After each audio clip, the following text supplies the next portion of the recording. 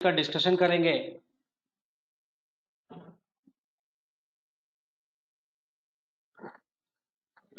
फिर उसमें कौन कौन से पेपर हम यूटिलाइज कर सकते हैं वो भी देखेंगे।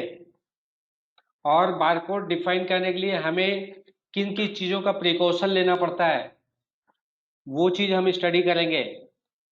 और डिफाइन करते वक्त वर्टिकल गैप और हॉरिजॉन्टल गैप कैसे उसको सेट करते हैं, उसमें क्या क्या ध्यान देने वाली बात है, वो चीज़ हम स्टडी करेंगे।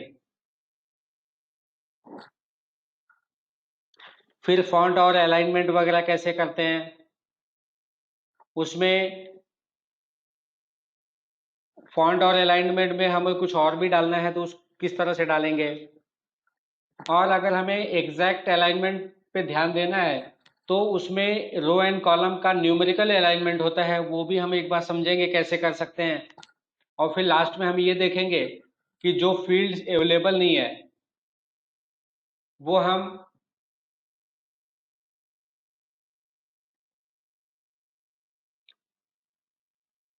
हम कैसे एसक्यूएल क्वेरी के थ्रू उसको हम बारकोड में ला सकते हैं। आवाज आ रही है मेरी सब लोगों को?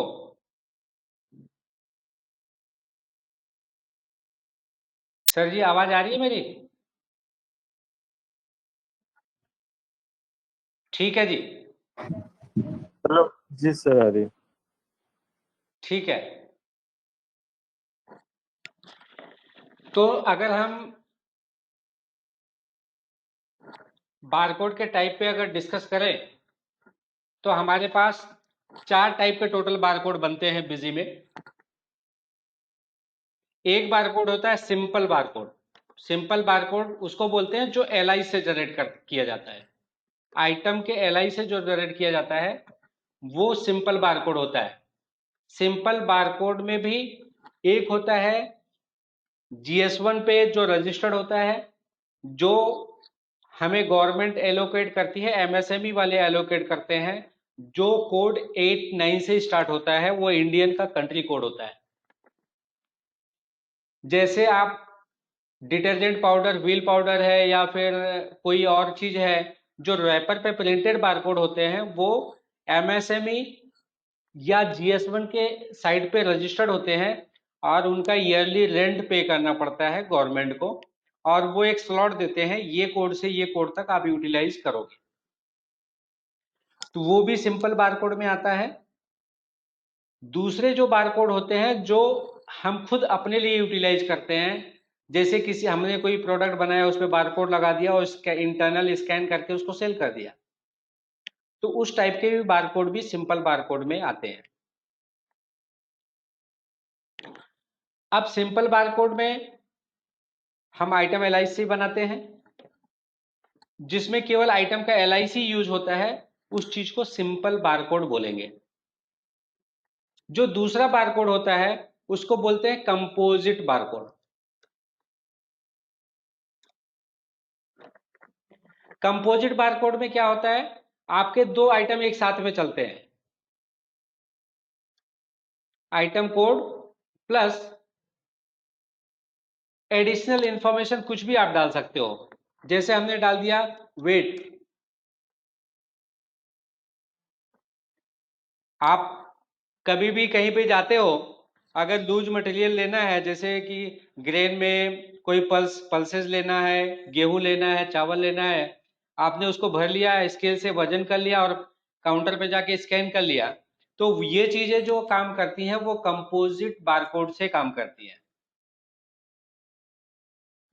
तो कंपोजिट बारकोड कहाँ पे काम आता है, जहां पे एक से अधिक, एक या उससे ज्यादा चीजें एक साथ में कंबाइन करके यूटिलाइज करना रहता है, उसको बोलते हैं कंपोजिट बारकोड। ये दूसरा बारकोड हो गया कंपोजिट बारकोड। तीसरा बारकोड होता है बीसीएन, जो बिजी में दिया है, या पैरामीटर बारकोड।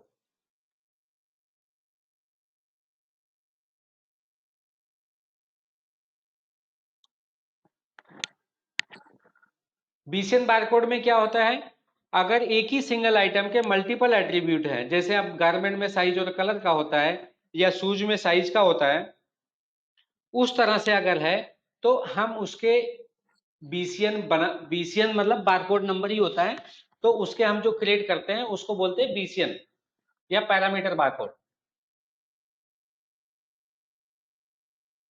और चौथा जो ऑप्शन होता है सीरियल नंबर बारकोड होता है, जिससे वारंटी ट्रैकिंग होती है। तो ये 4 टाइप बारकोड देखने में एक ही जैसा रहेगा, लेकिन उसका यूटिलाइजेशन अलग अलग तरीके से है। सिंपल बारकोड केवल आपको स्कैन और सेल करने के लिए यूटिलाइज होता है। कंपोजिट बारकोड के लिए एग्जांपल हमने जैसे बताया कि आपने तुअर दाल ले लिया, तुअर दाल में एक वजन भी है, वो दो वजन और प्रोडक्ट का कोड दोनों ऐड करके बारकोड बना दिया और उसको स्कैन कर दिया, तो आपको वजन डालने की जरूरत नहीं है, डायरेक्ट वजन वहां पे आ जाएगा, उसको बोलेंगे कंपोजिट बारकोड। तीसरा ऑप्शन होता है बीसीएन पैरामीटर बारकोड, जो हम गारमेंट में यूज करते हैं। अगर हम गारमेंट में जो यूज करते हैं उसमें एक खासियत ये भी बात होती है कि आप कभी भी अगर कोई भी पैरामीटर या एट्रीब्यूट्स रिपीट हो रहा है तो उसके बारकोड भी अलग अलग ही बनेंगे। मतलब इसका बेनिफिट क्या है और ड्रॉबैक क्या है? बेनिफिट ये है कि आपके एक ही साइज एक ही कलर का आइटम 2 परचेज बिल में आया है तो दोनों के ही बारकोड अलग अलग होंगे, और जो बारकोड की वैल्यू कम होगी, बीसीएन की वैल्यू कम होगी, उससे ये पता चलेगा कि ये ओल्ड वन है ये न्यू वन है। जैसे एक साइज है कलर है, वो साइज कलर में अगर 2 स्टिकर निकले लगे हुए हैं तो दोनों में सेम स्टिकर नहीं लगेंगे, इवन कि दोनों के साइज और कलर सेम है तो भी उनके बारकोड अलग अलग होंगे, क्योंकि ये बारकोड नंबर इंक्रीमेंटल नंबर होता है, जो पहले एंट्री होगी उसमें बारकोड नंबर फर्स्ट आएगा।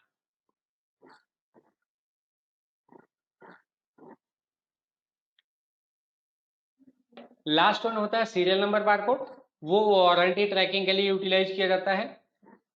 या फिर आप बोल दो किसी मोबाइल शॉप में आपको ये सॉफ्टवेयर देना है, तो कोई अगर ये बोलता है हम IMEI नंबर स्कैन करके बिल बनाना है, तो वहां पे ये यूटिलाइज कर सकते हैं।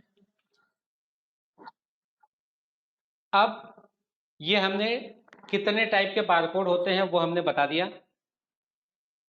अब हम ये देखेंगे कि इसमें से एक एक करके समझते हैं कि इसको किस तरह से यूटिलाइज करते हैं। तो ये हमने बिजी का सॉफ्टवेयर चालू किया।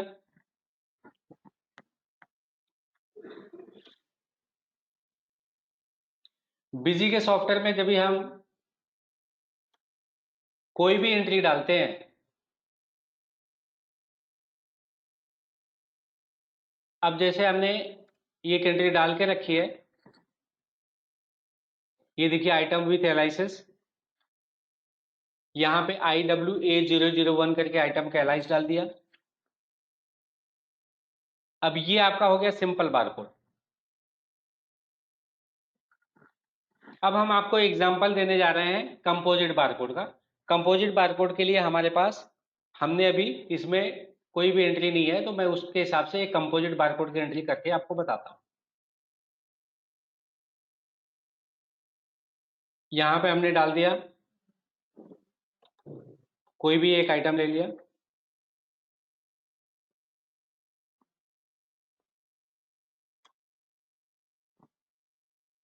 यहाँ पे हमने केजी डाल दिया, रेट यहाँ पे डाल दिया 56 रुपीज, ये हमने सेव कर लिया। BR001 इसका बारकोड का नंबर हो गया। ये जो BR001 हमने डाला है, अगर आप वेइंग स्केल की बात करेंगे तो वेइंग स्केल में 3 चीजें अपलोड करने का ऑप्शन होते हैं: प्रोडक्ट का कोड, शॉर्टकट कोड और प्रोडक्ट के नेम और उसके रेट। तो प्रोडक्ट नेम, रेट पर उसकी प्राइस क्या है और उसका शॉर्ट कोड क्या है, वो सारी चीजें अपलोड करने का ऑप्शन होते हैं। तो वो एक्सेल से डायरेक्ट अपलोड हो जाते हैं, तो आप अपलोड कर सकते हैं। तो अभी हम ये मानते हैं कि ये जो बासमती राइस बनाया इसका कोड ये है। कोड हम कुछ भी डाल सकते हैं, ऐसा जरूरी नहीं यही होना चाहिए। अब हम इसकी परचेज कंट्री दिखाते हैं आपको।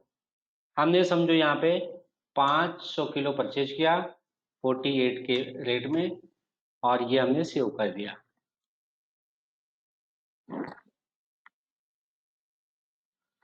अब इसके बाद हम क्या करेंगे कि सबसे पहले सेल में पॉइंट ऑफ सेल का ऑप्शन इनेबल करेंगे। सेल में पॉइंट ऑफ सेल का ऑप्शन इनेबल करने के लिए वहीं से यूज करना है। वाउचर कॉन्फ़िगरेशन में जाना है, लास्ट ऑप्शन, फिर कॉन्फ़िगर, यहाँ पे सिस्टम डेट या लास्ट वाउचर डेट ले लो, यहाँ पे इंक्लूसिव, पार्टी का नाम कुछ भी आप डाल दो यहाँ पे जो अपने हिसाब से। यहाँ पे आपको यस करके रखना है। अब यहाँ पे यस करने के बाद ये हमने सेव कर दिया। इवन कि हमने सेटलमेंट वगैरह इनेबल नहीं किया है इसमें। अब हमें क्या करना है, बारकोड जब भी हम स्कैन करेंगे तो हमने देखा कि पार्टी के एलाइस में हमने BR001 डाला है। पार्टी के एलाइस में हमने क्या डाला है, BR001। ये देखिए इस तरह से हमने डाल के रखा है। तो इसमें नंबर ऑफ अल्फाबेट कितने हैं, 5 है। तो जब भी हमें कंपोजिट बारकोड बनाना पड़ता है तो हमें नंबर ऑफ अल्फाबेट फिक्स करने पड़ते हैं कि हमें कितने नंबर ऑफ अल्फाबेट एलआई से लेने हैं। तो आपके अगर 25 प्रोडक्ट हैं तो 25 प्रोडक्ट के number of alphabet in the analysis वो फिक्स होने चाहिए। फिर हमें क्या करना है, यहाँ पे पॉइंट ऑफ सेल पे जाना है। यहाँ पे कंपोजिट बारकोड को स्कैन करने के लिए हमने ऑप्शन दिया हुआ है कि कंपोजिट बारकोड किस तरह से स्कैन किया जाए।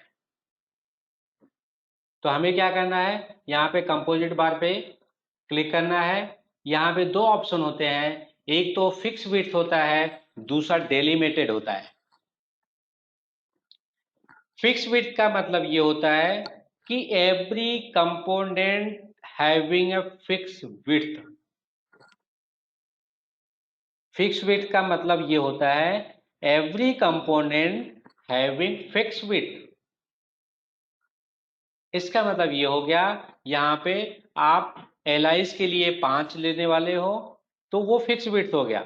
लेकिन इन केस ऑफ अगर फिक्स विड्थ नहीं है तो आप उस केस में डेलिमिटेड यूज कर सकते हो।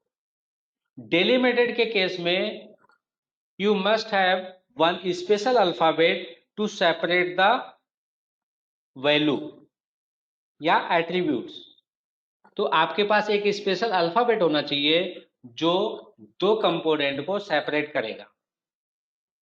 अभी हम यहाँ पे डेलीमेटेड पे नहीं देख रहे हैं, अभी यहाँ पे फिक्स विड्थ देख रहे हैं। फिक्स विड्थ के लिए हम इसलिए देख रहे हैं फिक्स विड्थ का, क्योंकि आपको लूज मटेरियल का जब भी वेट करते हैं तो लूज मटेरियल का वेट करने के बाद वो हमेशा बारकोड जो स्केल से आता है वो फिक्स विड्थ से आता है। उसमें डेलीमेशन का ऑप्शन होता होगा एक अलग बात है, लेकिन नॉर्मली डेलीमेशन का ऑप्शन नहीं होता है। मैं इस चीज को फिर से एक बार रिपीट करता हूं, फिक्स विड्थ का मतलब ये होता है कि every component having a fixed width. मतलब एलाइस के लिए आपके नंबर ऑफ अल्फाबेट फिक्स हैं, नंबर ऑफ न्यूमेरिक फिक्स हैं, और अदर पार्ट के लिए दूसरे कंपोनेंट के लिए नंबर ऑफ अल्फाबेट या न्यूमेरिक फिक्स है। और डेलीमेशन का मतलब ये होता है, ये डेलीमेशन तभी हम यूज करते हैं जब हमारे कंपोनेंट की विड्थ फिक्स नहीं होती है, तो उसमें we can take a special alphabet that can separate our component with each other. तो फर्स्ट कंपोनेंट सेकेंड कंपोनेंट से सेपरेट करने के लिए वो डेलिमिशन का एक अल्फाबेट यूज करते हैं। उसमें प्रिकॉशन ये रहता है कि आप डेलिमिशन में जो अल्फाबेट यूज करेंगे वो अल्फाबेट आप कहीं और यूज नहीं कर सकते हैं, वो आपके किसी कोड में इन्वॉल्व नहीं होना चाहिए।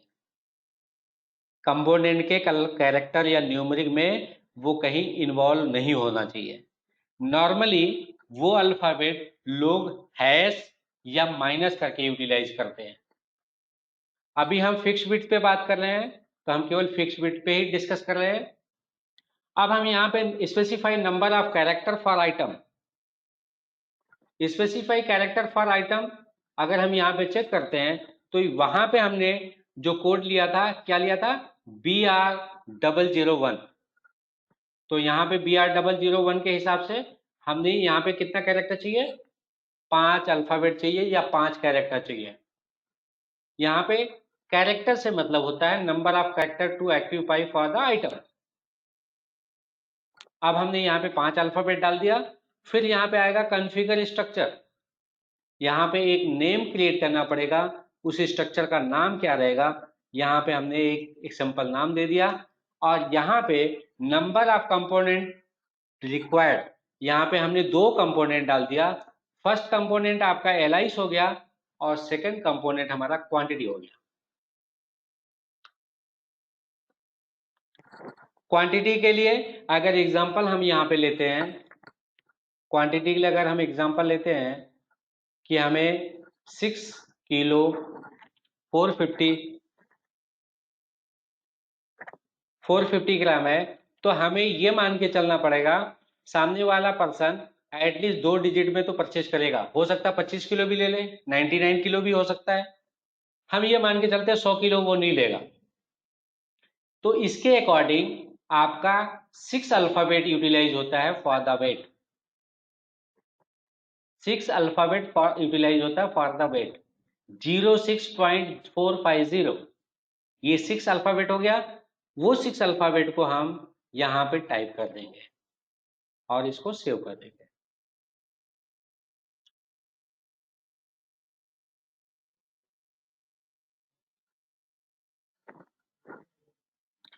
अब अगर इसे हमें बारकोड में लेना है तो हम क्या करेंगे, BR00106.450। अगर ये कोड हम यहाँ पे अगर टाइप करते हैं तो ये क्वांटिटी ऑटोमेटिक वहां पे आ जानी चाहिए। हम यहाँ पे एक बार डेसिमल भी 3 कर लेते हैं ताकि हमें देखने में इजी लगे। ये हमने डेसिमल इंक्रीज कर लिया। अब जब भी हम यहाँ पे सेल कर रहे हैं, अब यहाँ पे हमने ये कोड पेस्ट कर दिया, देखिए आप BR00106.450। ये आपकी बारकोड प्रिंट होके स्केल से आएगा और स्कैन करने के बाद ये प्रिंट होकर एंटर आ जाएगा। जैसे ही हम एंटर मारेंगे वो आइटम ऑटो डिटेक्ट करके ले लेगा और वजन ऑटोमेटिक वो क्वांटिटी के कॉलम में चला जाएगा। तो इस तरह से आप बारकोड, इस कंपोजिट बारकोड स्कैनिंग पैरामीटर के हेल्प से आप जो सुपरमार्केट होते हैं जहाँ पे लूज मटेरियल सेल होते हैं, लोग ये बोलते हैं कि आपका लूज मटेरियल का वजन अगर स्केल से निकलता है तो उसको बिजी में किस तरह से इनकारपोरेट करें, तो वो सारी चीजें आप कर सकते हो।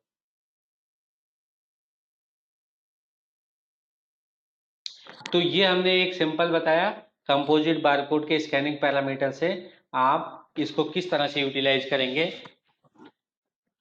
अब हम नेक्स्ट पॉइंट पे आते हैं, बारकोड डिजाइनिंग के बेस पे।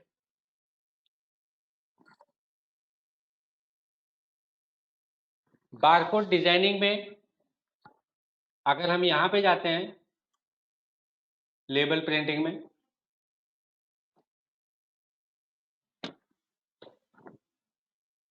तो सबसे ऊपर ही ऑप्शन होता है आपको डेटा बिजी से लेना है या एक्सेल से लेना है।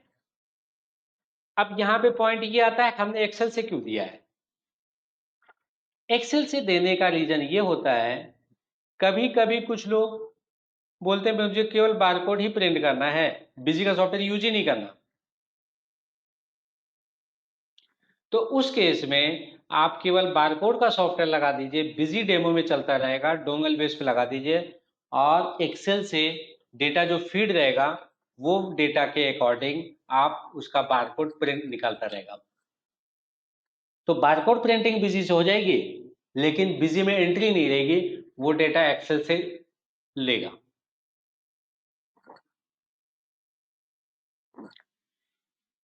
नेक्स्ट ऑप्शन होता है आपका बारकोड टाइप।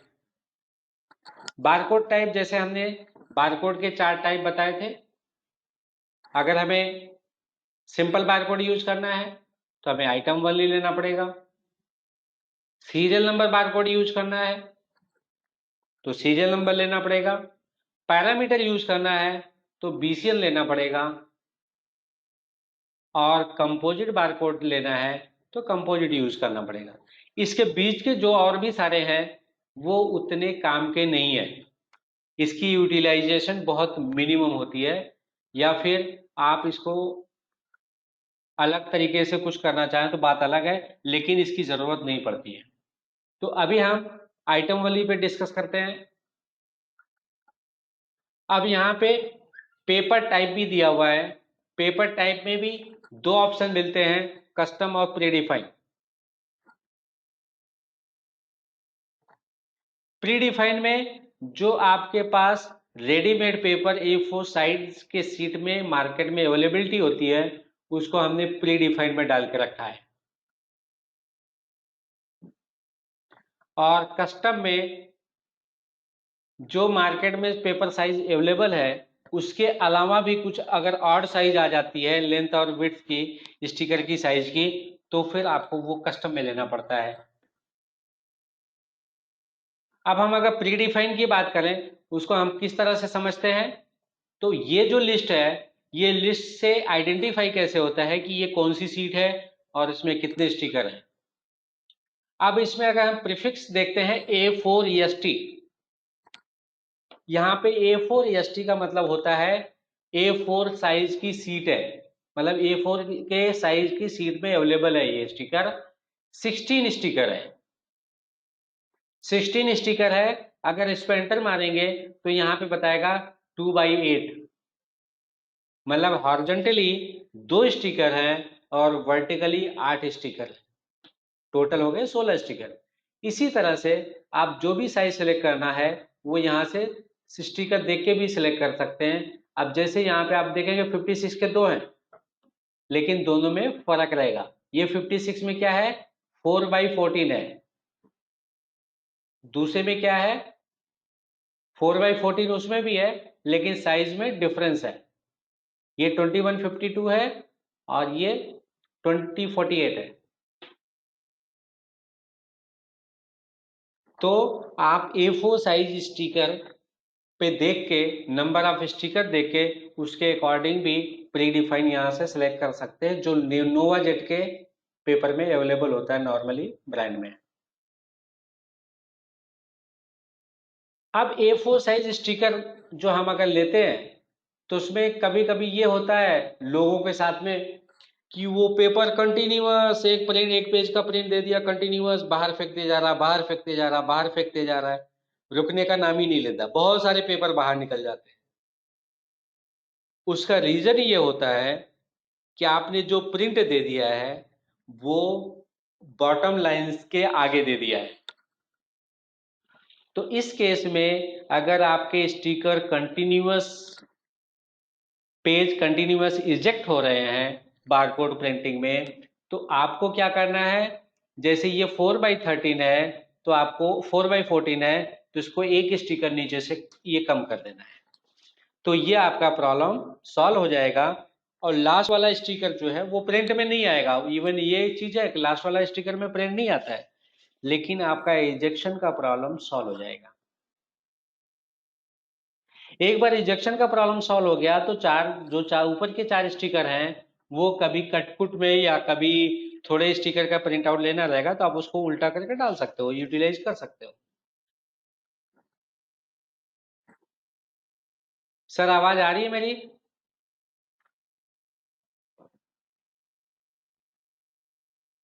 हाँ सर, आ रही है। ठीक है जी, ठीक है। तो अभी हमने आपको ये बताया, आपको A4 साइज के स्टिकर कैसे नंबर ऑफ स्टिकर देख के चॉइस करने हैं और उसको किस तरह से लेना है। अब यहाँ पे एक मेन बात ये भी रहती है कि अगर आपने यहाँ पे स्टिकर की साइज कुछ भी अगर समझो ले लिया,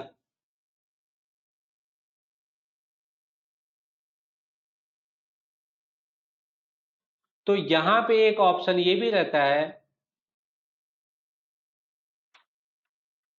vertical gap and horizontal gap. ये नाम से पता चलता है कि वर्टिकल गैप कौन सा है, हॉरिजॉन्टल गैप कौन सा है। तो यहाँ पे हॉरिजॉन्टल गैप और वर्टिकल गैप को मेंटेन करना बहुत जरूरी है, क्योंकि अगर इसको मेंटेन नहीं करेंगे तो स्टिकर लेफ्ट और राइट में या ऊपर या नीचे धीरे धीरे इंक्रीज होता रहेगा या नीचे खिसकता रहेगा। जैसे मैंने इजेक्शन का प्रॉब्लम बताया, उसी तरह से एक प्रॉब्लम लोगों को और आता है। लोग बोलते हैं कि हमारा स्टिकर में प्रिंट आउट परफेक्ट आता है, लेकिन लास्ट में जाके 2 mm नीचे हो जाता है। लास्ट वाले स्टिकर में 2 mm नीचे आता है या 3 mm नीचे आता है, उसका क्या सोल्यूशन है? या 3 mm ऊपर चला जाता है, उसका क्या सोल्यूशन है? तो उसके लिए क्या करना पड़ता है कि जो नंबर ऑफ स्टिकर होते हैं, अब जैसे आपके 10 स्टिकर हैं, वर्टिकली अगर समझो 10 स्टिकर हैं और 10 स्टिकर में आपको 2 mm जा रहा है, 2 mm का गैप आ रहा है या 3 mm का गैप आ रहा है, तो आपको क्या करना है कि लेबल की हाइट को 0.3 mm रिड्यूस करना है।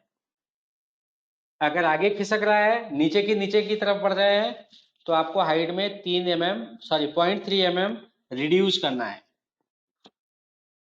अगर सिमिलरली अगर वो स्टिकर धीरे धीरे ऊपर की तरफ आ रहा है, अब लास्ट वाले स्टिकर में पता चलता है कि आपको स्टार्टिंग स्टेज से 3 mm ऊपर की तरफ चला गया, तो उसके अकॉर्डिंग आपको 0.3 mm आपको स्टिकर को लेबल की हाइट को प्लस करना है। नीचे जा रहा है तो माइनस करना है, ऊपर अगर जा रहा है तो प्लस करना है। तो ये क्या करना, 0.3 mm क्यों करना है? क्योंकि हमने बताया total difference divide by number of label in the vertical line. अगर 3 mm जा रहा है और 10 स्टिकर है तो 3 mm डिवाइड बाय 10, 0.3 mm का डिफरेंस आपको हाइट में प्लस माइनस करना है। तो इस तरह से आप कॉन्फ़िगर कर सकते हैं। ये चीजें छोटी छोटी रहती हैं, लेकिन क्या है, बहुत काम की रहती है अपने को समझने के लिए। नेक्स्ट ऑप्शन होता है जब हम यहाँ पे कॉन्फ़िगरेशन के लिए जाते हैं। यहाँ पे जैसे हम कॉन्फ़िगरेशन के लिए जाते हैं तो लोगों को ये समझ में आता है कौन सा फॉन्ट यूज करें, क्या यूज करें। तो अगर हमें सबसे कम स्पेस में ज्यादा मैटर यूटिलाइज करना है तो हमें यूज करना रहता है Arial Narrow. Arial Narrow use करते हैं तो हमारा मिनिमम स्पेस में maximum number of alphabet fit हो सकता है। तो इसलिए हम सजेस्ट भी करते हैं लोगों को कि एरियल नैरो यूज करो। और यहाँ पे फॉन्ट स्टाइल जो भी रहेगा वो आप यूज करो। फॉन्ट की साइज भी दी हुई है, आप ये भी यूज कर सकते हैं।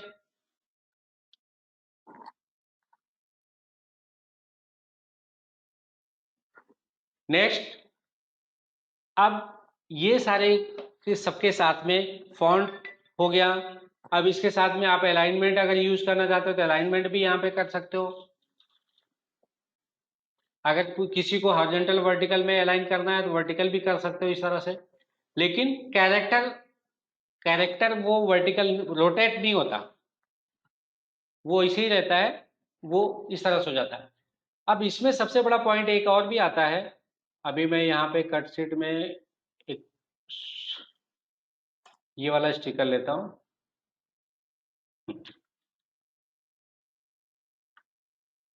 अब जैसे हम इसको अलाइन करते हैं, अब यहाँ पे सबकी क्वेरी क्या रहती है, हमारा जब भी हम प्रिंट निकालते हैं तो अलाइनमेंट बराबर नहीं आ रही, उसके लिए हम क्या करें? ये काफी लोगों की क्वेरी होती है, और ड्रैग एंड ड्रॉप से वो चीजें पॉसिबल एग्जैक्ट नहीं होती है।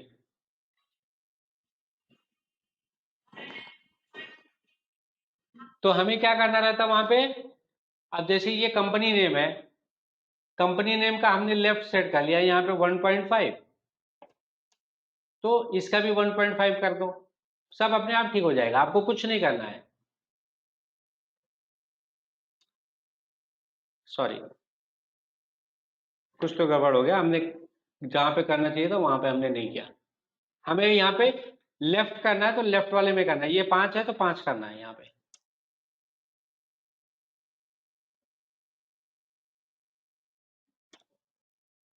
आपको अलाइनमेंट सेट करना है तो आप न्यूमेरिकल फिगर यहाँ पे मैच करा दो, सब अलाइनमेंट परफेक्ट हो जाएंगे।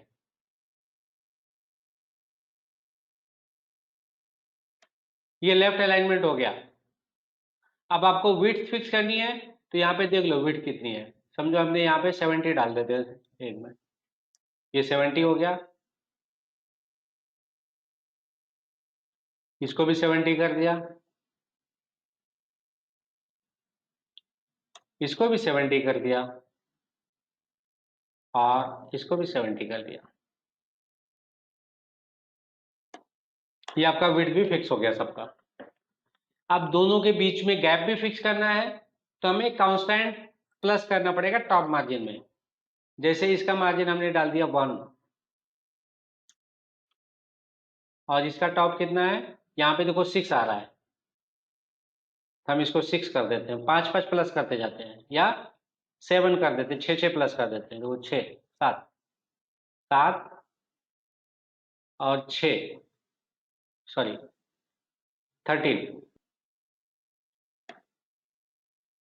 नहीं ये 1 था, 1 के बाद 7 हो गया, 7 6 13, तो इसका मतलब ये इसकी वेट बढ़ गई है, इसके लिए वो इस तरह से आ रहा है। हम इसको यहाँ पे थोड़ा और नीचे ले लेते हैं, 14 14, और फिर इसको ले लेते हैं 20। तो इस तरह से आप न्यूमेरिकल अलाइनमेंट कर लेंगे तो आपका ये परफेक्ट अलाइन हो जाएगा, आपको फिर थोड़ा भी इसमें डिफरेंस नहीं आएगा। मतलब आपको जो प्रिंटिंग में ऐसा लगता है कि ये ऊपर नीचे लेफ्ट राइट वगैरह जा रहा है, वो सब सॉल्व हो जाएगा।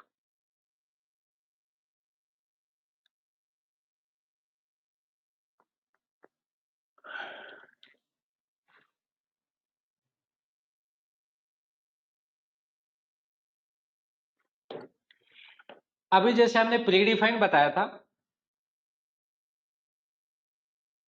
अगर हमें ये डिजाइनिंग की बात करें, जैसे हमने यहाँ पे प्री डिफाइन आपको डिजाइनिंग में बताया, ये वाला कट सीट, या यहाँ पे प्री डिफाइन, यहाँ पे कंटिन्यूअस भी होता है, कस्टम कस्टम करते हैं तो यहाँ पे 2 ऑप्शन आते हैं, कंटिन्यूअस या कट सीट। कट सीट का मतलब A4 साइज वाला पेपर ही हो गया, और जब कंटिन्यूअस वाली हम डिस्कस करते हैं तो कंटिन्यूअस में आपको एक चीज ये ध्यान में रखने की जरूरत है, कंटिन्यूअस तभी हम लेते हैं जब वो बारकोड प्रिंटर या थर्मल प्रिंटर होता है, और जब ये थर्मल प्रिंटर होता है तो वहां पे आपको वर्टिकल जो 2 लेबल की बैग बीच, वर्टिकल नहीं हॉरिजॉन्टल में जो 2 लेबल के बीच में गैप होती है उसको मेंटेन करने की जरूरत नहीं होती है, आपको हमेशा ये दोनों चीजें 0 रखनी है।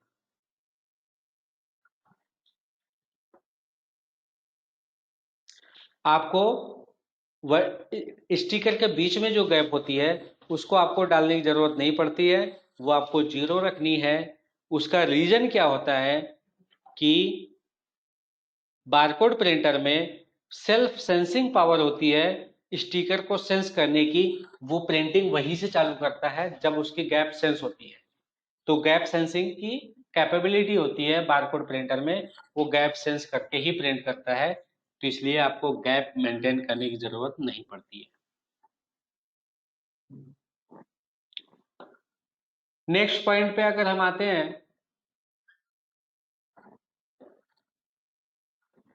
नेक्स्ट पॉइंट में जैसे बारकोड बिजी सॉफ्टवेयर के साथ में फ्री मिलता है, तो कभी कभी ये होता है कि डेमो में हम प्रिंट आउट तो निकल रहा है, तो क्यों निकल रहा है, तो डेमो कॉपी में केवल एक साथ में आप केवल 10 स्टिकर का ही प्रिंट आउट निकाल सकते हो, उससे आगे प्रिंट आउट नहीं निकलेगा। तो डेमो कॉपी अगर यूज कर रहे हो तो सारे काम हो जाएंगे। प्रिंट आउट में रिस्ट्रिक्शन है, केवल 10 स्टिकर ही प्रिंट निकलेगा, उसके आगे आप प्रिंट नहीं ले सकते हैं, और लाइसेंस रहेगा तो आप कितना भी निकाल सकते हो। अब हम एक एक पॉइंट को समराइज करते हैं, हमने आपको क्या क्या अपडेट किया। एक तो हमने कंपोजिट बारकोड बता दिया एग्जांपल के साथ में,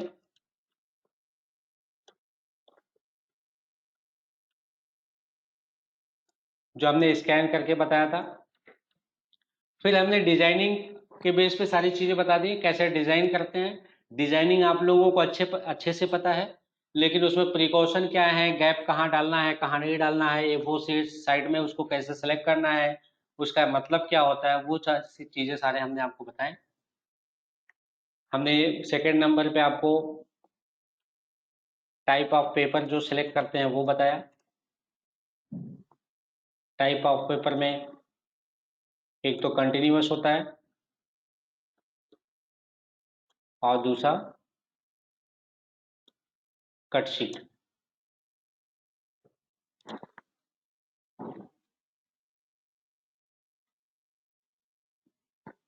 और अभी हम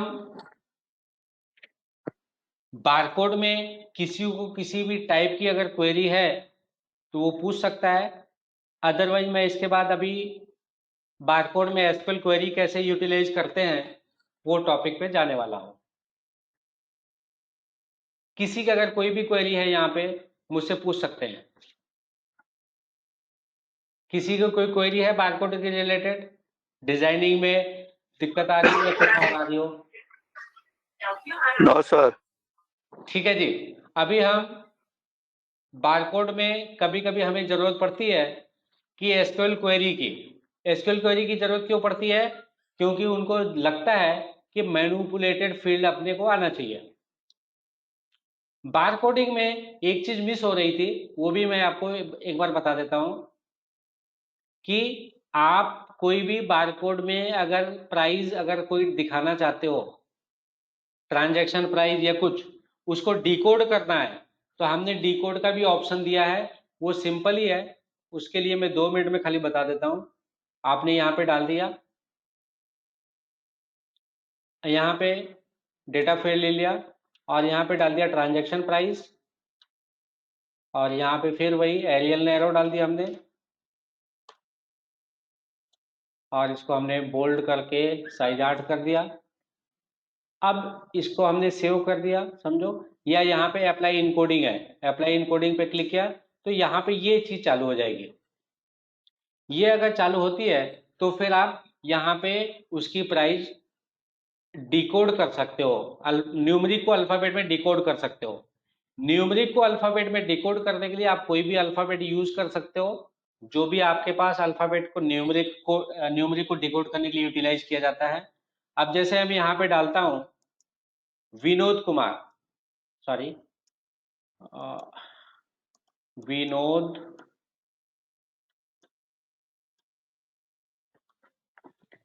अब यहां से अगर हम देखेंगे तो ये विनोद कुमार हो गया।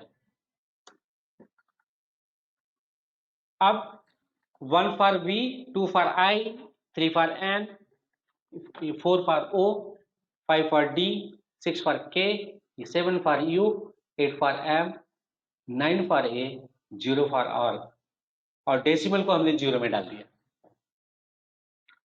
अब हमें इसको सेव कर देना। तो जो भी प्राइस आएगी अब यहाँ पे वो आपकी डिकोड होके आएगी। अगर आपको उसको प्रीव्यू देखना है,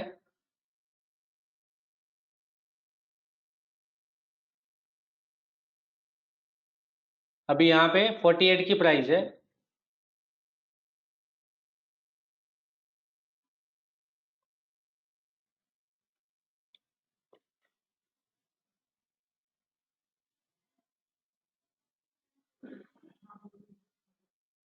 अब जैसे ये आ रहा है ओ एम, ये तो 0 RR का मतलब 0 0 ही होता है, वो छोड़ दो। ओ एम का मतलब क्या हुआ? VINO, ओ का मतलब 4 हो गया। कुमार KUM, एम का मतलब 8 हो गया, मतलब 48 रुपीज हो गया प्राइस। तो इस तरह से डिकोड करके भी आप डाल सकते हो, मेरा कहने का मतलब यह था। और डिकोडिंग में हमारे पास मल्टीप्लायर भी होता है। अगर जैसे मल्टीप्लाई की जरूरत कब पड़ती है? मल्टीप्लाई की जरूरत हमें तब पड़ती है जब हमारी ट्रांजैक्शन प्राइस को डिकोडिंग भी हमने अपने सेल्समैन को बता दी है, लेकिन सेल्समैन को भी एग्जैक्ट प्राइस नहीं बताना है। अब हमने ये तो बता दिया 48 की अपनी खरीदी है, अब सेल्समैन को हमने बता दिया 48 की खरीदी है, तो फिर वो काम का नहीं है। तो अप्लाई मल्टीप्लायर का मतलब होता है मेरे को इसमें 30% या 20% ऐड करके सेल्समैन को बताना है। अब जैसे हमने 1.2 कर दिया, तो ये फिर क्या करेगा? 1.2 से मल्टीप्लाई करके फिर से प्रिंट करेगा।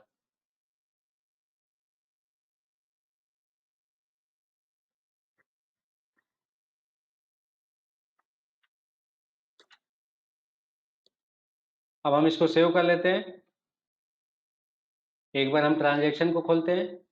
हमने यहाँ पे 1.3 डाला, 1.2 डाला, एक मिनट देख लेते हैं। हमने 1.2 डाला है।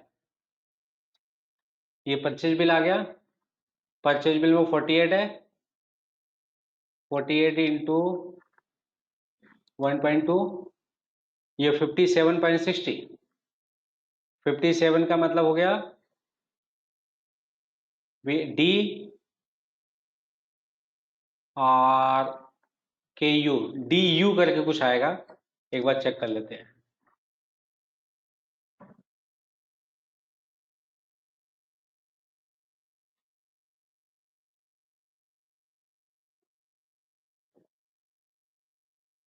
ये देखिए DU 0KR, जीरो मतलब डेसिमल हो गया, KR, K का मतलब 6 हो गया।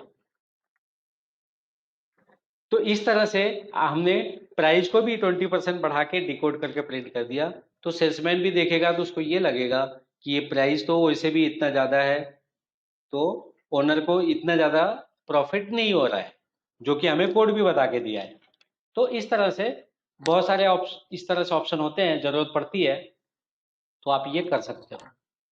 अब हम नेक्स्ट पॉइंट पे जाते हैं, एसक्यूएल क्वेरी पे। अगर एसक्यूएल क्वेरी की जरूरत हमें तभी पड़ती है जब हमें डेटाबेस में कोई फील्ड अवेलेबल नहीं होती है, और फिर उसको यूटिलाइज करने के लिए हमें एसक्यूएल क्वेरी यूज करनी पड़ती है। एसक्यूएल क्वेरी 3 टाइप के होते हैं बारकोड में। अगर हम नया एसक्यूएल एसक्यूएल क्वेरी डिजाइन करेंगे यहाँ पे, तो यहाँ पे आपको बारकोड के लिए 3 क्वेरी आपको दिखेंगी। एक दिखेगा आइटम, दूसरा दिखेगा वाउचर, तीसरा दिखेगा पैरामीटर।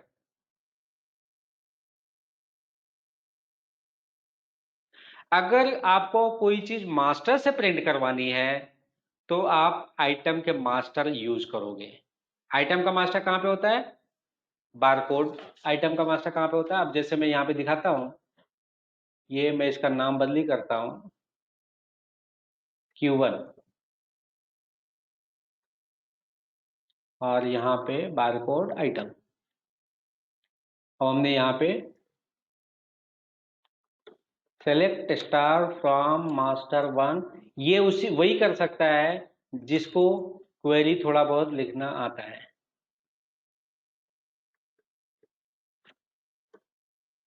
ये जनरल क्वेरी होगी आइटम के लिस्ट के लिए। अब इसमें आपको कौन से आइटम का चाहिए वो करना है, तो सबसे पहले आपको क्या करना पड़ेगा? Item code and code equal to item code. अब यहां पे करोगे तो ये कुछ नहीं पूछेगा, लेकिन यही चीज अगर हम डायरेक्ट में करेंगे, डायरेक्ट एसक्यूएल में करेंगे, तो ये आपको यहाँ से पूछेगा। देखो, आपको बासमती राइस का लेना है तो ये बासमती राइस का आ गया। अब यहाँ पे दूसरा लेना है तो ये दूसरा आ गया। जो भी सिलेक्ट करोगे उसके अकॉर्डिंग आपको डिस्प्ले कर देगा। अब हमें जैसे ये करना है, इसकी जो सेल प्राइस है या उसकी जो परचेज प्राइस मास्टर में डाली हुई है उसको मुझे प्रिंट करवाना है, लेकिन उसमें आगे कुछ और लगाना है, पीछे कुछ और लगाना। अब जैसे हम एक्सेल में आपको बताते हैं,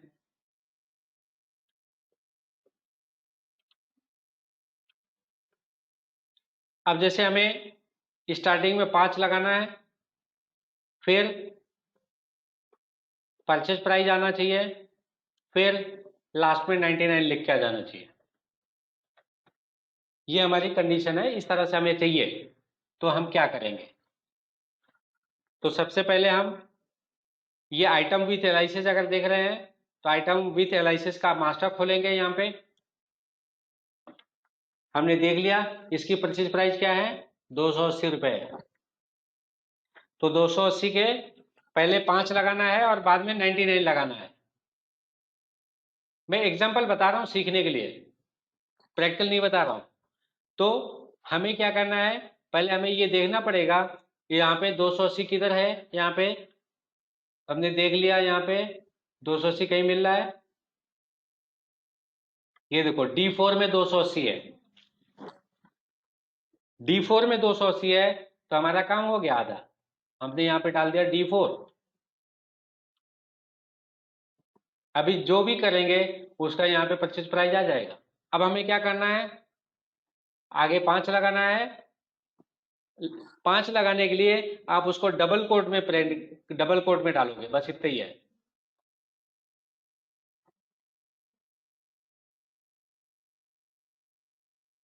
अब यहाँ पे ये देखो प्लस हो गया, 5 प्लस हो गया। हमें प्लस नहीं करना है, तो प्लस नहीं करना है, उसको कंकैटिनेट करना है, मतलब ज्वाइन करना है एक दूसरे से। तो हमें एंड डालना है ये, फिर यहाँ पे एंड डाल के फिर यहाँ पे 99 डाल देना है। अब ये आपका एक एसक्यूएल क्वेरी तैयार हो गया। यहाँ पे प्राइस भी आ गई और थोड़ा मिसअंडरस्टैंडिंग भी हो गया। तो इस तरह से आप आइटम मास्टर के थ्रू एसक्यूएल क्वेरी डिफाइन कर सकते हैं। पहले फील्ड को पहले एसक्यूएल क्वेरी ओपन करके देखो वो फील्ड कहाँ पे अवेलेबल है। फिर आपको ध्यान देने की बात है, आपको ये चीजें वहां पे डाल दी है केवल।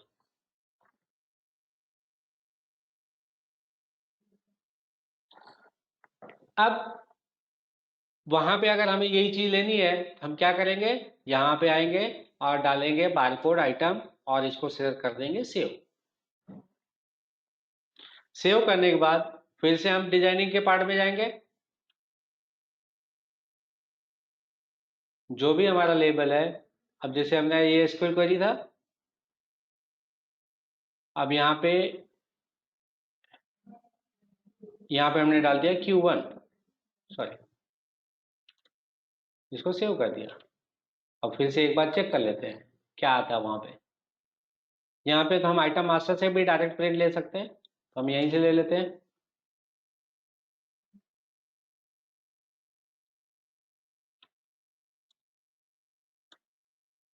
हमारा आइटम इसमें है, ये देखिए ये वाला जो पार्ट है, ये वाला जहां पे माउस मूव कर रहा हूं, ये पार्ट आपका एसक्यूएल क्वेरी से है। अब ये चीजें आपको डायरेक्ट फील्ड में नहीं मिलने वाली है। प्राइस को डबल करना, हाफ करना, डिवाइड करना, मल्टीप्लाई करना, प्लस करना, माइनस करना, या उसके किसी के साथ में जोड़ के रखना, तो ये सारी चीजें आपकी एसक्यूएल क्वेरीज हो जाती है। अब डायरेक्ट क्वेरी बनाने के लिए हमने बताया कि आपको केवल एक ही पैरामीटर की जरूरत पड़ती है, जो होता है आइटम कोड।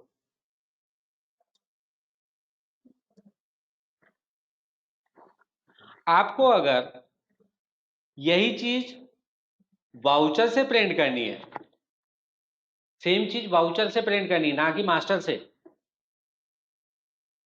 तो आपको इनपुट पैरामीटर में 2 चीजें लगेंगी। पहला पहला लगेगा वाउचर कोड। अब जैसे मैं यहाँ पे बताता हूँ, इसके लिए यहाँ पे आपको जरूरत होती है आइटम कोड की केवल।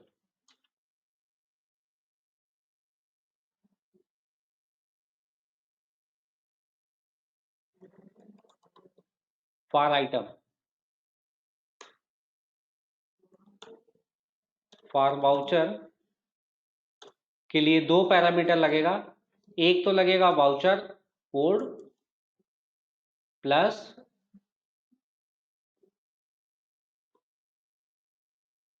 Item serial number, serial number. ये दो चीजें यहाँ पे लगेंगी फिर।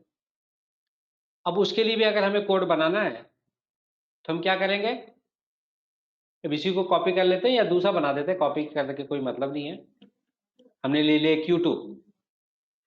दूसरा जो टेबल आएगा, अगर ट्रांजेक्शन से लेना है तो वो आएगा ट्रांस2 से।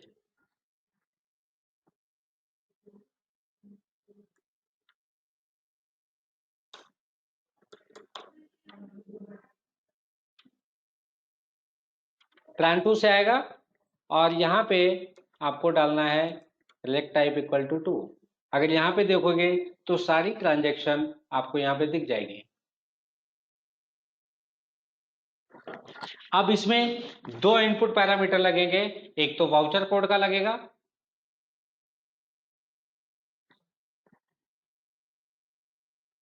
एक तो वाउचर कोड का लगेगा यहाँ पे, दूसरा आइटम का सीरियल नंबर का लगेगा।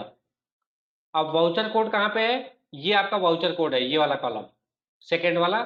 और सीरियल नंबर कहाँ पे है, ये वाला सीरियल नंबर है, देखिए।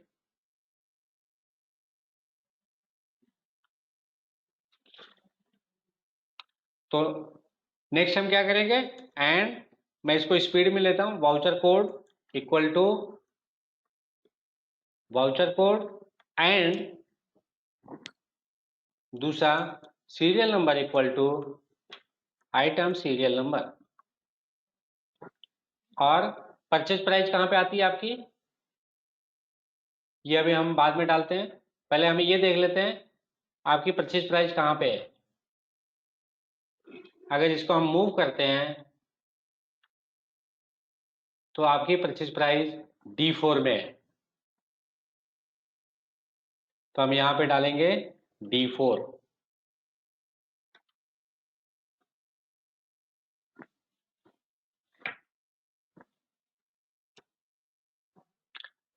अब ये D4 डाल दिया। अब यहाँ पे वही फॉर्मूला हम फिर से अगर यूज करते हैं,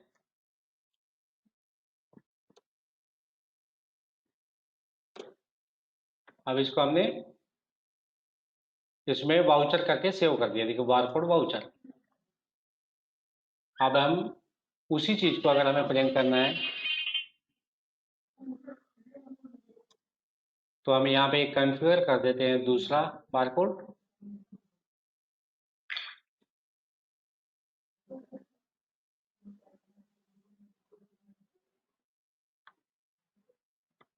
अच्छा, ये ट्रांजैक्शन प्राइस है, सॉरी,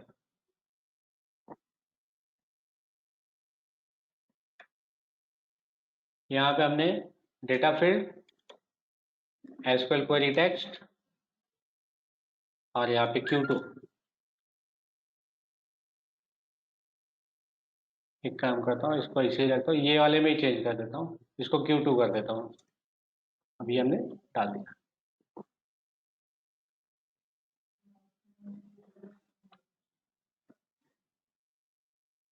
ये वाले बिल में देखो हमने सब जगह प्राइस 280 280 डाला है। अब हम इसको चेंज करते हैं, एक को 100 करता हूँ, नीचे वाले को 120 करता हूँ, उसके बाद 140 करता हूँ।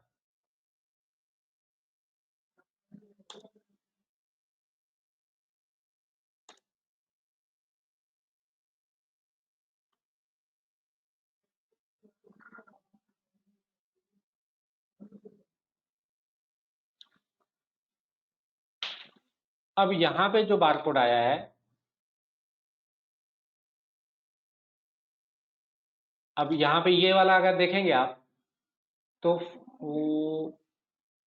5109 यहाँ पे 100 है,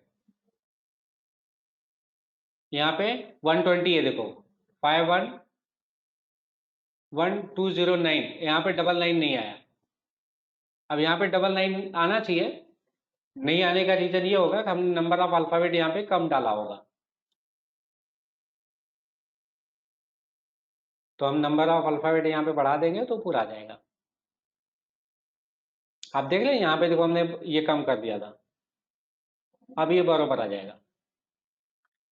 तो कोई भी चीज आपको करनी है तो आप इस तरह से आप उसको कर सकते हैं।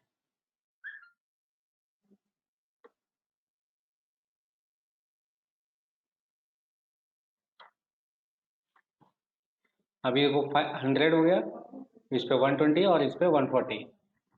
तो कोई भी चीज आपको करनी है तो कर सकते हो। लास्ट एक ऑप्शन और भी बचता है जो पैरामीटर वाइज रहता है। तो पैरामीटर वाइज में आपको जो हमने ये डिफाइन किया है उसके लिए क्वेरी थोड़ी अलग बनती है। अभी यहाँ पे हमने ट्रांग टू लिया, वाउचर कोड लिया, सीरियल नंबर लिया, वहां पे ट्रांग टू की जगह पे आइटम पैरामीटर आ जाएगा और यहाँ पे आइटम सीरियल नंबर एक करके एक और कॉलम आ जाएगा। अगर आपको सैंपल देखना है तो आप ये देख लीजिए, यहाँ पे भी डाला नहीं है, अगर डालना है तो डाल सकते हैं उसको। अब आप एसक्यूएल क्वेरी में अगर कोई फील्ड अगर नहीं मिलती तो आप एसक्यूएल क्वेरी से डायरेक्ट डिजाइन कर सकते हैं, और कुछ क्वेरी रही तो आप डायरेक्ट फोन कर सकते हैं। अब मैं ये चाहूंगा कि इस वेबिनार के रिलेटेड किसी की कोई भी क्वेरी है तो एक एक जन करके मुझसे पूछ सकते हैं।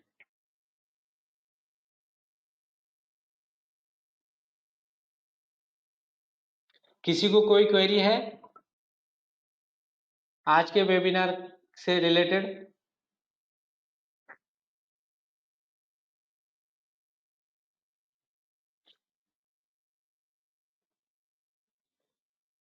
किसी की आवाज नहीं आ रही है तो मैं ये मान के चलता हूं किसी की कोई क्वेरी नहीं है। जी सर बताएं।